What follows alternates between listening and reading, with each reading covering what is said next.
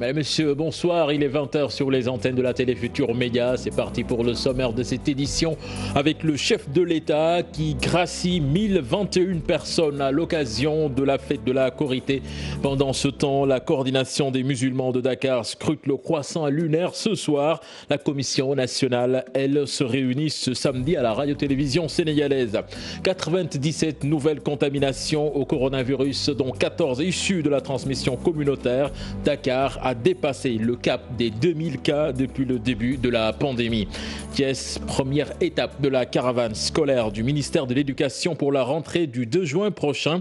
10 000 thermoflash et 200 000 masques, entre autres, ont été distribués à l'inspection d'académie. Et puis, Morikanté n'est plus le griot électrique, comme on le surnommait. C'était ce vendredi à l'âge de 70 ans. Hommage à suivre en fin de journal. Voilà le sommaire de cette édition. Tout de suite, le développement.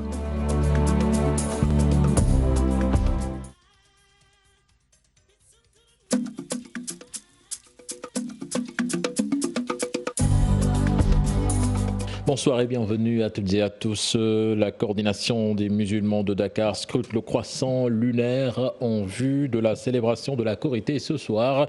Elle a décidé de ne pas prier à la mosquée à cause de la pandémie du Covid-19. Et puis retenez également que la Commission nationale sur le croissant lunaire, elle, se réunit demain dans les locaux de la RTS. Et puis, retenez également que de l'Australie à l'Arabie Saoudite, en passant par le Japon, la Chine, à l'Inde, le croissant lunaire n'est pas apparu. L'Aïd el-Fitr, donc, sera célébré sur l'ensemble de ces pays cités le dimanche 24 mai. Il complète donc le mois de Ramadan à 30 jours. À l'occasion de la fête de la Korité, le chef de l'État a gracié 1021 personnes détenues dans divers établissements pénitentiaires du pays. Une mesure de clémence qui concerne les délinquants primaires, des condamnés présentant des gages de resocialisation, des mineurs et des personnes souffrant de maladies graves. Conséquence du Covid chez les aviculteurs établis dans la zone des Niayes à Sangalkam précisément. Le secteur est durement touché par la pandémie à cause de la fermeture des hôtels et restaurants. Reportage signé nos correspondants sur place, Ousseynou Thiam et Ahmadou Bamba Samb. La pandémie qui secoue presque tous les secteurs d'activité n'épargne pas les aviculteurs. Dans la zone de Sangalkam, le cri de cœur de ces éleveurs de volailles est le même. C'est véritablement difficile pour nous. Nous n'avons plus de clientèle, tout est fermé, les restaurants, il n'y a plus de cérémonie familiale. Avec la fête de Korité, ils espéraient au moins écouler leurs produits, mais ils se heurtent encore contre cette pandémie. Mes clients sont établis à Dakar, mais avec la pandémie, les gens ne nous font plus confiance et cela a un impact réel sur notre chiffre d'affaires.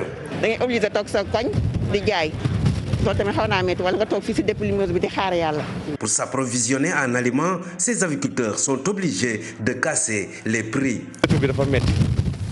C'est véritablement difficile pour nous, mais nous rendons grâce à Dieu. L'aliment de volaille coûte cher et les clients ne payent plus le prix normal. Un poulet qui coûte 3500, les clients ne payent aujourd'hui que 2000 francs. On n'a pas le choix. Nous sommes obligés de vendre du fait que le sac d'aliments coûte aujourd'hui 17 000 francs. C'est trop cher. À l'instar des acteurs des autres secteurs de chaîne de valeur, ces aviculteurs réclament leur part dans la mise en œuvre du programme de résilience économique et sociale. C'est Lucas. Et puis retenez que la situation du jour fait état de 97 nouvelles contaminations au coronavirus, dont 14 issues de la transmission communautaire. 60 patients sont déclarés guéris. Nous écoutons les explications du docteur Aloïs Walidiouf.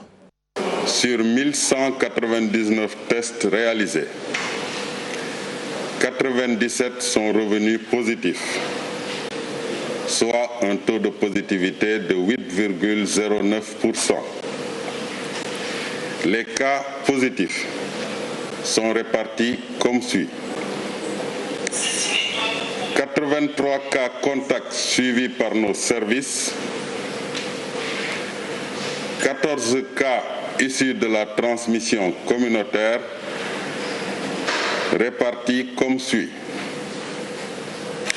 Cambérène 1, Derklé 1, Cité Bissap 1, Yoff 1, Guédiawaye 4, Almadies 1, Ngor 1, Liberté 4 1, Avenue Lamine Gueye 1, Keur Massar 1 et Touba 1. 60 patients hospitalisés ont été contrôlés négatifs et déclarés guéris. 11 cas graves sont pris en charge dans nos services de réanimation. L'état de santé des autres patients est stable. À ce jour, 2900 cas ont été déclarés positifs, dont 1311 guéris, 33 décès et donc 1564 sous traitement. Puis la situation à Dakar inquiète de plus en plus. La capitale comptabilise à l'heure actuelle plus de 2000 cas. Tentative d'explication avec Aminata Mbaresso. Le Dakar Nord 330 cas avec 15 nouvelles contaminations, Guédiawaye 114 cas avec 10 nouveaux cas ce 22 mai. La bataille contre le Covid-19 de plus en plus rude dans la capitale sénégalaise. Les populations sont appelées à plus de vigilance et à redoubler d'efforts. Une tendance toujours à la hausse malgré les mesures d'allègement annoncées par le chef de l'État, des mesures d'allègement relatives à la réouverture des lieux de culte, mais également à un allègement des horaires de couvre-feu qui passent désormais de 21h à 5h du matin. L'annoncé dans les titres de ce 20h, le ministère de l'Éducation nationale acquiesce pour les besoins de la caravane scolaire pour la rentrée scolaire fixée au 2 juin prochain. Retenez que 10 000 thermoflash, 200 000 masques et lave-mains ont été alloués à l'inspection d'académie. Explication de nos correspondants sur place, Géranta Diop et Seyla Tire. Nous avons voulu donc officiellement venir ici à Thiès pour non seulement voir ce qui se passe en termes de préparation, mais également amener du matériel. Amener du matériel, nous avons en tout cas avec nous, comme ce n'est pas seulement les élèves en classe d'examen qui nous intéressent, pour les autres élèves également, nous avons ramené les duplicopieurs. C'est des machines qui peuvent faire des photocopies vraiment en un temps extrêmement court de l'ensemble des cours de tous les élèves qui sont dans les classes intermédiaires comme on dit. Et deuxièmement, nous avons ramené 1000 thermoflash qui sont là avec nous. Nous avons ramené 200 000 masques également qui sont ici avec nous. Et également des systèmes de lavage et d'autres, et des produits de savon, etc. D'abord, ce qui nous intéresse le plus, c'est ce que j'ai vu à l'entrée. Désinfecter d'abord les écoles. Donc la priorité des priorités, c'est d'abord le respect de ces barrières. À l'entrée de l'établissement, ce qu'il faut faire, j'ai trouvé les 2 postes. À l'intérieur de la classe, pour les élèves, pour les enseignants et pour le personnel encadré. Donc c'est dire que du point de vue pédagogique, on est prêt. Du point de vue des matériels, on est prêt. Nous voulons tout simplement lancer un appel ici à Thiès pour dire que la décision du président de la République d'assurer, de donner à tout jeune Sénégalais le droit à l'éducation et à la formation, nous sommes décidés, en respectant les conditions, à aller dans cette direction et nous allons le faire, Inch'Allah. C'était plutôt les explications du ministre de l'Éducation nationale qui a parlé de 1000 thermoflash au lieu de 10 000. Coronavirus toujours, les marchés hebdomadaires du département de Mbour sont toujours fermés malgré la décision de l'État qui a ordonné leur ouverture. Et les éleveurs du département disent vivre dans la galère dans cette période de pandémie. Ils demandent aux autorités d'augmenter leur quota d'aliments de bétail dans ce programme de résilience. Abdourahmane Diallo, Mamadou Gueye. Certes, l'État a ordonné l'ouverture des marchés hebdomadaires, mais dans le département de Mbour, ce rendez-vous n'est pas respecté dans plusieurs localités. Une situation qui entraîne des difficultés chez les éleveurs. Les marchés hebdomadaires, communément appelés Louma, sont fermés depuis 2 mois. Et les éleveurs vivent de ça. Parce que chaque semaine, tu amènes ton animal, tu le vends pour avoir la dépense pour la semaine prochaine. Depuis 2 mois maintenant, ça ne peut pas se faire. Donc vous imaginez la difficulté que vivent ces éleveurs-là. Et en ce moment-là, le tapis herbacé aussi est terminé. Donc les animaux n'ont plus rien à manger. Seul l'aliment de bétail peut les secourir. Donc vouloir assurer la dépense quotidienne et la dépense des animaux, vous voyez la difficulté donc que peuvent rencontrer ces éleveurs. Mais ces éleveurs ont reçu un appui de la municipalité de Malicounda pour pouvoir nourrir le bétail gratuitement. Nous savons que nous sommes en période de pandémie et l'élevage est l'un des secteurs les plus touchés par la pandémie du Covid-19. Au-delà de ce que l'État a fait en termes de subventions pour l'aliment de bétail, que nous-mêmes, en tant que commune, que l'on puisse quand même venir suppléer l'État et payer les 2000 qui restaient. Ça veut dire qu'aujourd'hui, sur les 20 tonnes d'aliments pour bétail destinés aux éleveurs de la commune de Malicounda, les éleveurs n'auront rien à payer, puisque l'État a payé déjà à subventionner les 6 000 francs. Et la commune a complété en payant les 2000 francs. Ces éleveurs du département de Mbour invitent le ministre de l'Élevage à augmenter leur quota en aliments de bétail dans ce programme de résilience du Covid-19. Le patronat des agences de voyage dénonce sa mise à l'écart par le ministre du Tourisme dans le programme de résilience économique et sociale. Cette semaine, rappelons-le, le ministère, dans le cadre de la première phase de financement de crédit hôtelier et touristique, a alloué une enveloppe de 655 457 000 francs CFA à 50 agences de voyage et de transport touristique. Là-dessus, nous écoutons les explications de Palambeng, interrogé par Alassane Ba et Pape Sangoné Mbaye. Donc nous, on ne sait rien. On ne nous a pas appelés, on ne fait pas partie de ce comité, on n'a pas d'infos. Et donc nous sommes impactés, on a fermé boutique. Et nous sommes des agents de voyage en bonne et due forme. On interpelle le président de la République dans ce sens de regarder ce qui se passe là-bas, pourquoi Pavos ne fait pas partie, on ne sait rien du tout. On a entendu que à travers la presse. Donc nous demandons aussi le général Ndiaye, qui est le coordonnateur du Covid-19, de regarder aussi, de faire de telle sorte que nous, entre nous et notre ministère, qu'est-ce qui se passe et qu'est-ce qu'on doit faire. Parce qu'aujourd'hui, ils sont en train de, j'ai vu à la télé, ils sont en train de donner des chèques. Je ne sais pas comment ça se passe. On a même entendu qu'il y a des gens qui sont là-bas, qui n'ont pas d'agence de voyage, qui ne nous représentent pas et ils disent qu'ils nous représentent. Non, nous ne sommes pas représentés là-bas. Et complainte de certains patrons d'agences de voyage sur la gestion du crédit hôtelier, donc dans le programme de résilience économique. Le ministre du Tourisme et des Transports, le ministère plutôt, apporte des clarifications. Nous écoutons son conseiller technique qui s'explique au micro d'Ahmadou Bambasamb et Ousseinou Diama. Le crédit hôtelier, c'est vraiment une gestion participative, mais aussi inclusive. C'est-à-dire que personne n'est laissé en rade. Donc, parce que c'est justement par rapport à l'objectif qu'on s'est fixé. L'objectif qu'on se fixe, c'est que comment faire pour qu'aujourd'hui, notre tourisme puisse bénéficier d'un financement adapté. Donc pour qu'effectivement toutes les structures qui veulent un financement puissent l'avoir. Et c'est dans ce cadre d'ailleurs que le crédit hôtelier s'adresse à toute la chaîne de valeur du tourisme. C'est-à-dire que tous ceux qui aujourd'hui ont leur place dans le tourisme sont concernés. Tous ceux qui aujourd'hui sont impactés directement par cette situation extrêmement dure pour le tourisme sénégalais sont concernés. Pour bénéficier du crédit hôtelier, il faut une demande de la structure qui le fait d'une manière individuelle.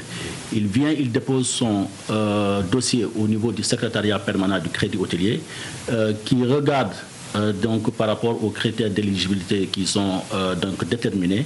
Si c'est effectivement cette structure est éligible, donc le dossier est présenté au niveau du comité de gestion qui l'examine et éventuellement lui accorde le crédit.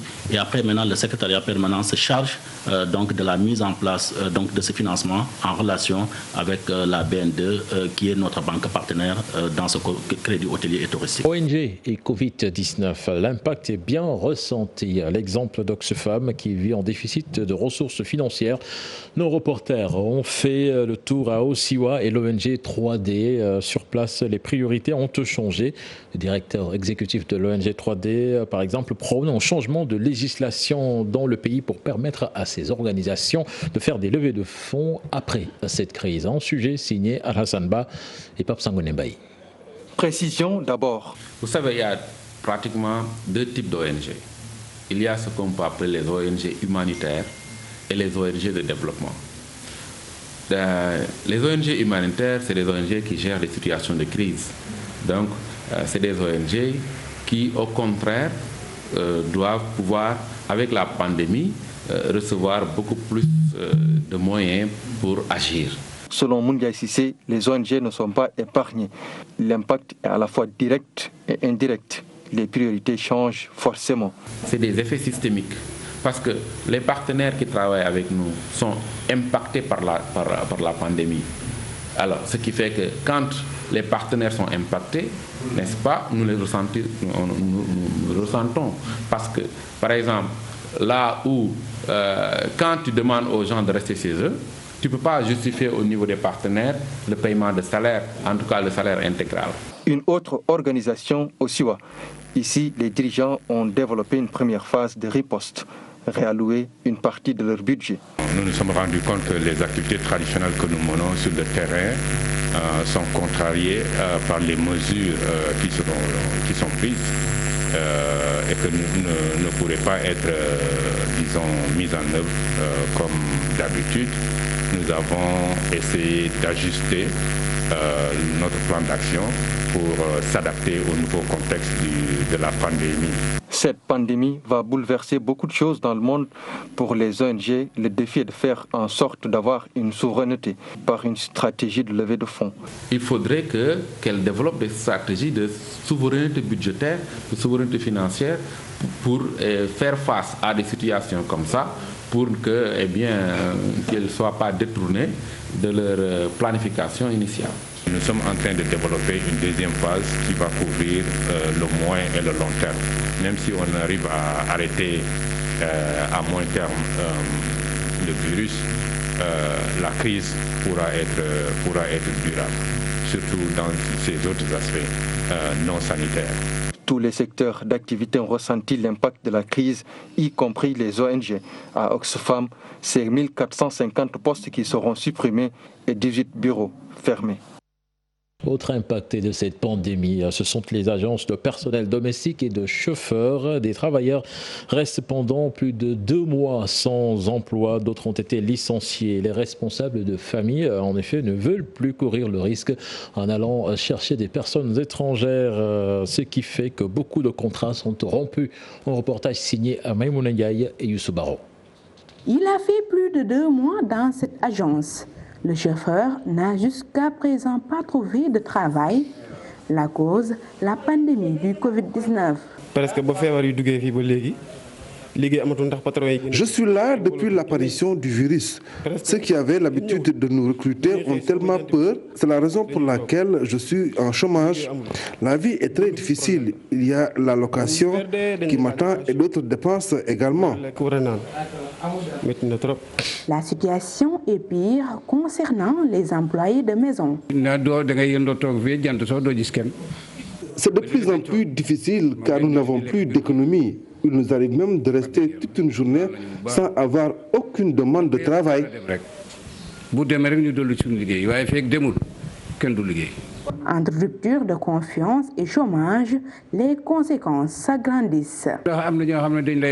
Des responsables nous appellent parfois pour nous demander si les employés de maison ne viennent pas de ces quartiers-là. Des cas de Covid-19 sont déclarés. Dans une telle situation, je réponds franchement. Même s'ils tentent de rassurer, ce qui est constant, ces entreprises ne fonctionnent plus comme avant. Les pêcheurs de Gaïa vivent le calvaire depuis le 22 mars dernier avec l'interdiction totale d'aller pêcher dans le fleuve, une décision prise par les autorités locales. Là-bas, en effet, la pêche est la seule activité des populations, une mesure décriée par les pêcheurs et les habitants de cette commune du Waalo qui ne peuvent plus avoir accès aux ressources halieutiques. Un reportage signé Ousseynou Diop et Habib Sek. À Gaïa, dans le département de Dagana, les pêcheurs sont très remontés contre les autorités territoriales après près de 2 mois de diète. Ici, dans cette commune, depuis la fermeture du fleuve par les autorités et l'arrêt de toutes les activités de pêche, la situation économique des habitants de Gaïa va de mal en pis. Ça fait plus de 3 mois que nous peinons à subvenir à tous nos besoins. Nos familles ne savent plus à quel sens se vouer. Le fleuve est notre seul gagne-pain. Selon ces pêcheurs du Waalo, la réouverture du fleuve pour la reprise des activités est une demande sociale pour éviter la famine. Nous sommes des citoyens et nous avons le droit d'exploiter les ressources halieutiques qui sont à notre portée, pour nourrir nos familles. Les autorités n'ont pas aménagé des heures où nous pourrons exercer notre activité. Cette la crise est mondiale, mais dans le Waalo, nous vivons des moments très difficiles. Les habitants de Gaïa n'ont pas manqué d'appeler les autorités locales à accompagner ces braves pêcheurs qui sont confrontés à plusieurs difficultés depuis des mois. Ils ont aussi invité le maire à réagir pour les soutenir. Nos parents pêcheurs qui vivent des moments de détresse. Vous voyez, ils sont tous des pêcheurs. Leur revenu journalier, c'est le fleuve. Nous déplorons l'absence totale de notre maire, Abdou Khader Ndiaye. À l'heure où je vous parle, Gaïa n'a bénéficié aucun soutien. À Gaïa, les pêcheurs ne parlent plus le même langage avec les autorités territoriales. Ils réclament la levée immédiate des interdictions de pêche sur le fleuve, entrées en vigueur depuis près de 3 mois. Et puis nous allons à Kolda. À cause de l'enclavement de leur localité, les habitants de la commune de Médina Chérif rencontrent d'énormes difficultés pour évacuer leurs malades. Ils lancent un appel au ministère de la Santé pour la construction d'une maternité et l'acquisition d'une ambulance. Un reportage signé Abdoulaye Diallo. Situé à 90 km de Kolda et à plus de 120 km de Tambacounda, Médina Chérif est l'une des communes de la région de Kolda les plus éloignées des centres hospitaliers de référence. Tout le monde sait que Anambé est le poste de santé le plus reculé des hôpitaux régionaux. Que ce soit à Kolda, où nous sommes à plus de 90 km, ou à Tamba, où nous sommes à plus de 120 km. Vous comprenez par là, si un malade doit être évacué, toute la peine que les membres de sa famille vont subir pour permettre d'amener le malade dans les meilleures conditions. C'est à travers la coopération décentralisée que leur municipalité, en partenariat avec des Espagnols, qu'ils ont pu doter le poste de santé de Anambé d'une ambulance médicalisée. Cette ambulance fait suite d'un partenariat public-privé entre la commune de Médina Chérif et une structure espagnole dénommée TEPRO. Ce programme de partenariat est un programme agro-industriel dont l'objectif final est de construire une unité industrielle d'une capacité de production de 20 000 tonnes de riz par an. C'est dans ce cadre-là que nous avons mis en place un dispositif pour appuyer les populations, pour appuyer la localité. Et dans ce dispositif, je me suis dit l'élément le plus important, d'abord, c'est la santé. Il lance un appel au ministère de la Santé pour la construction d'une maternité à Anambé et l'acquisition d'une autre ambulance. Je peux vous dire que les 3 postes de santé ont été construits par des partenaires de la commune. Donc il revient maintenant au ministre de la Santé vraiment de nous accompagner. C'est ça l'appel que nous lançons. Ici à Anambé, au poste de santé, de nous permettre d'avoir une maternité digne de son nom, mais aussi doter le poste de santé de Kosanki d'une ambulance tout-terrain. En guise de réponse à l'appel du chef de l'État face à la lutte contre la Covid-19, la municipalité de Médina Chérif a mis à la disposition de ses populations d'importantes quantités de produits détergents et des vivres. Parlons à présent de la journée internationale de la biodiversité à Mbao.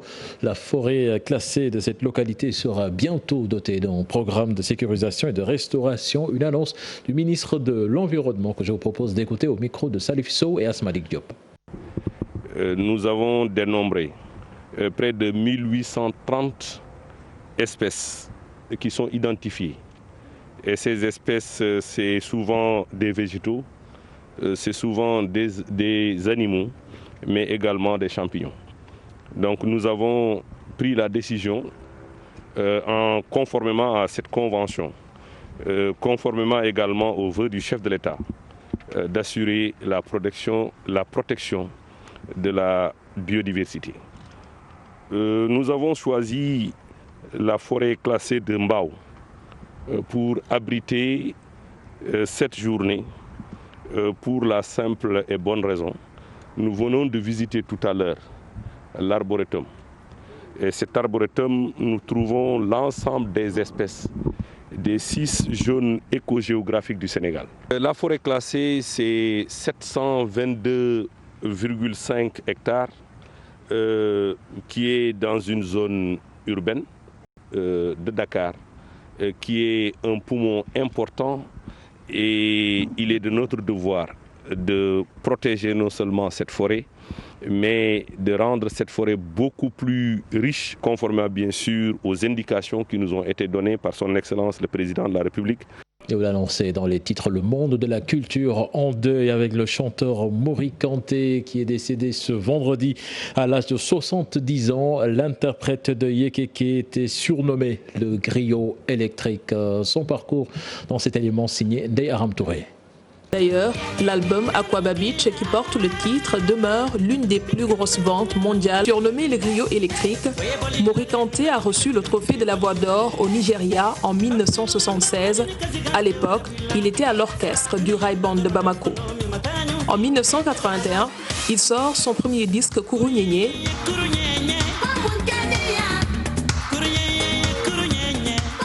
Sa particularité est en 1990, son album Touma est disque d'or en France. Dans les années 2000, il s'oriente vers l'acoustique. Vers 2010, Mori renoue avec la formule du grand orchestre des années 60-70 de la Guinée. Il sort la guinéenne et rend hommage aux femmes du monde. D'origine malienne, l'auteur de Teria et Mankene est né en... Retenez que Mori Kanté a été l'un des premiers artistes à répondre présent au concert virtuel organisé par Wayne, prévu le 25 mai prochain. L'objectif était donc de rassembler de grands artistes africains sur les conséquences sanitaires du Covid-19. Bonjour, je suis Mori Kanté. Je suis avec vous tous ensemble dans le combat contre le Covid-19. Together as one. Et puis Youssou N'Dour s'est dit affligé par la mort de Mori Kanté. Le leader du Super Étoile lui a rendu hommage sur Twitter en qualifiant le défunt de Baobab de la culture africaine. Dan Corona, c'est le titre de la nouvelle chanson composée par l'artiste-compositeur Zipra. Le rappeur veut promouvoir la musique des artistes vivant avec un handicap, avec le nouveau collectif de 15 artistes handicapés. Le rappeur qui déplore tout de même le comportement des jeunes qui ne respectent pas les mesures barrières. Il a rencontré nos reporters Mohamed Samb et Youssou Baro.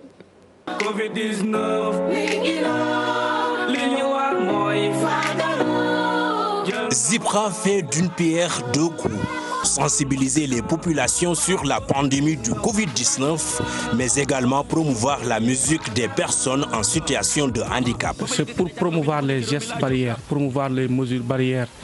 Pour dire aussi au Sénégal, nous sommes là, nous sommes des handicapés, mais nous faisons partie de ce pays, nous sommes des leaders d'opinion.